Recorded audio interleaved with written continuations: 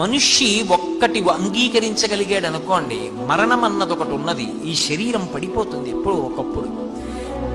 నేడో రేపో కాదేది ఏనాటికో అంటాడు ధూర్జటి. ఇంకో 15 ఏళ్ల తర్వాతో ఇంకో 20 ఏళ్ల తర్వాత అయినా ఈ శరీరం పడిపోవాలా?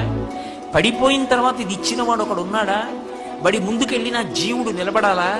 ఏమిరా నీకు మనుష్య శరీరం ఇచ్చాను, ఏం చేశావురా శరీరంతో అని అడిగితే, స్వామి ఏమీ లేదండి, తిన్నాను, భోగం అనుభవించాను అని చెప్పాను అనుకోండి, దానికి మనుష్య శరీరం ఎందుకురా? ఇంకొక ఉపాధి ఇస్తాను పొమ్మన్నాడు అనుకోండి, నేనేమైపోవాలి? నా జీవుడు ఏమైపోవాలి? మనిషి శరీరము పడిపోతుంది అని అంగీకరిస్తే తన జీవితాన్ని తాను నియంత్రించుకుంటాడు. ఎందుకని అంటే జీవుడు జవాబుదారీ కనుక దీపం ఉండగా ఇల్లు చక్కబెట్టుకో.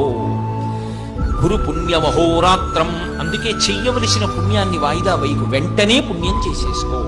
ఇక్కడున్నది